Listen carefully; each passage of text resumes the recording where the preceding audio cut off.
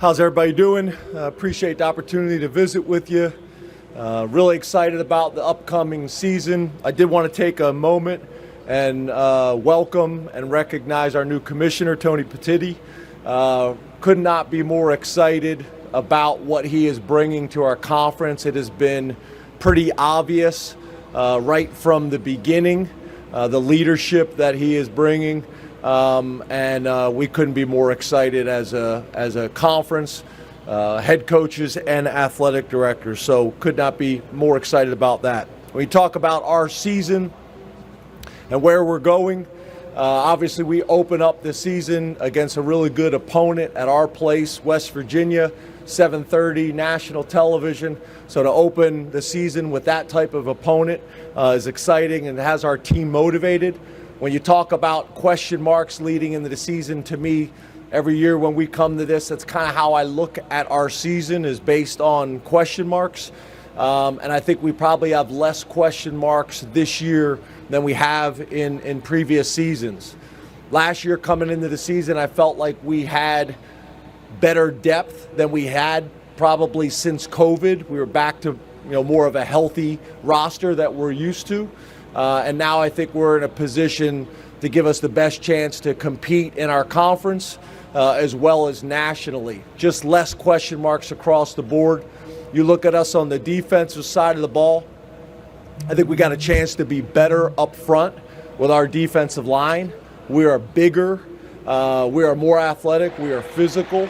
I think we have a legitimate 3 deep across the board. Linebacker was a big question mark coming into the season. A lot of unproven players. That is not the case anymore. Feel like we have a veteran linebacker unit that's experienced and ready to play. Obviously, the one question mark we have is in the secondary. When you lose a guy like Joey Porter and you lose a guy like Tig, who are tremendous players for us, that's probably the one area of question marks. But we played a ton of players in the secondary with experience, talent, and depth. So I think we're going to be in a good position there. On the offensive side of the ball, again, it starts up front. When you get a guy like Olu Fashanu who decides to come back and graduate from Penn State, highest GPA on our team, and obviously a guy that was being projected as a high-round draft choice, leading the way. When I got to Penn State, we were in a much different position. I think we only had 5 scholarship offensive linemen in the program, so we're just in a much different position now. Our depth and our talent is right where we need it to be. The experience that we got at the running back position last year and the production was impressive. We need to build on that. Tight end, I think our tight end room will be as good as it's been. Wide receiver, just like the secondary, is a question mark, trying to figure out who our third wide receiver is going to be in that rotation. But I think we got a number of young people will step up and compete for that job. And then everybody wants to talk about quarterback. We're still in a competition phase. Obviously, there's a lot of people talking about Drew and what he brings to the table. He was able to get a ton of experience last year, played in, I think, 10 games. So I understand, why the excitement is there. 6'5", 242 pounds, can make all the throws. But Bo Prabula is a guy that everybody in our program has a ton of respect for as well. So that's going to be an interesting competition, throughout the entire camp. And then specialists, we have some competition going on there with some, 3 departures in our kicker, punter, and snapper position. So there's some question marks there as well that we got to get resolved. So appreciate the opportunity to be here. More than happy to open and answer questions, but excited about our opportunity here this year with Penn State. All right, we'll open up the floor to questions for Coach. We'll start over on our left. Seth Engel, Daily Collegian. Hi, James. How are you? Hey, Seth. Back in the spring, you said the program was about 2 years behind in NIL, but now the 2 biggest collectives at Penn State have merged. Where would you kind of pinpoint where things are at now? Thanks. Yeah, I think through Pat's leadership, I think we're continuing to close that gap and make really good progress. I do think, to your point, some of those decisions that have been made, I think, have been helpful. So I'm encouraged by the direction that we're going, but there's still work that needs to be done. Did we have one over here to our right? Coach Bill Bender, Sporting News. What was your reaction to Penn State's future Big Ten schedule? And when it comes to Ohio State and Michigan, given that those rivalries have built up for 30 years, does that add anything to those games this year? Yeah, I think obviously the Big Ten has made some decisions that I think most people would agree, whether it's athletic directors or coaches, that we made decisions that we felt like we're going to put the conference in the best position to compete for national championships, and not only that, give us the best chance to get multiple teams into the playoffs. I think you have to kind of really build it and look at it from that way. And I think our conference has made some decisions to do that. Obviously, with any decision you make, there's going to be some give and take. There's going to be some things that are gained, and there's going to be some things that are lost. But I think for the most part, the benefits will outweigh those things. You talk about some of the historical games and some of the exciting games that have been played in opponents. I think for the most part, those will still happen, but there will be some times where there's different teams or a lack of a team on your schedule that you're used to playing. We're going to go back to our left. Hi, James. Joe Smeltzer, Nittany Joe. Sports Now. Hey, Joe. Hey, how's it going? But, so the people who have arrived on campus in the summer, whether those be incoming freshmen or transfers that were brought in from the portal, how have they been acclimating to life at Penn State? Yeah, I'll have a better idea, once we get into training camp, but the feedback from the players has been excellent. The interaction that we've had with them has been limited but good. And the strength staff has been impressed. We got all the numbers, all the data, whether it's 40 or bench press and things like that, to kind of see where they're at and how physically prepared they are to compete.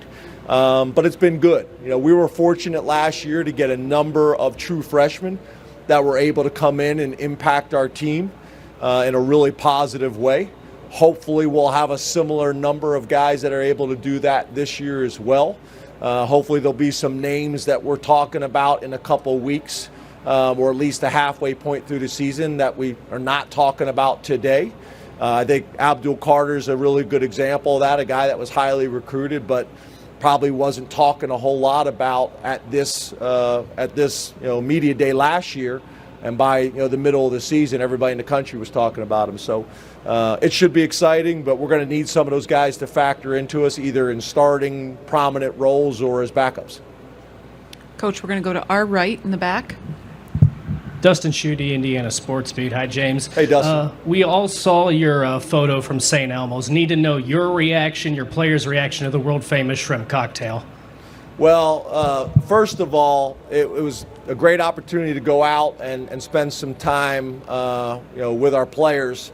And the owner is a Penn State grad, so we were able to have a really good time last night and fellowship.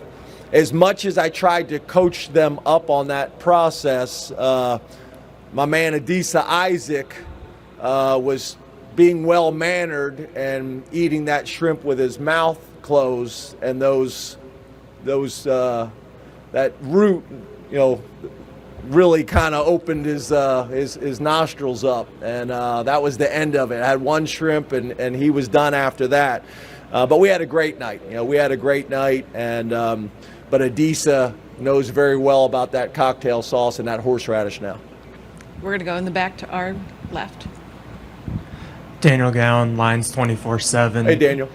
James, you mentioned being in a competition phase at quarterback. Obviously, you haven't had a quarterback battle in a long time. We've just to be clear, we've had one every year. Okay. Every year. Well, it's the first year without an incumbent in a while. Yes, sir. What will you and Mike need to see from Drew or Bo in order to make that decision? And is there a time during training camp when you will want to have that decision made by?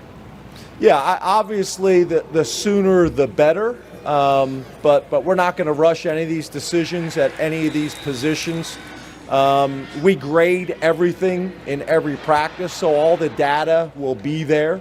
Obviously you're gonna trust your gut and your instincts on those things as well, but you have the data to back it up. But I think at any of these positions, the sooner the better. It's probably magnified at the quarterback position because you don't rotate and play the same type of way that you do at some other positions. But it'll be obviously watching how they move the offense, the confidence that their teammates have in them, and then obviously a lot of the data and analytics that go in it as well to make sure that what your gut is telling you aligns with what the numbers say. Our far right.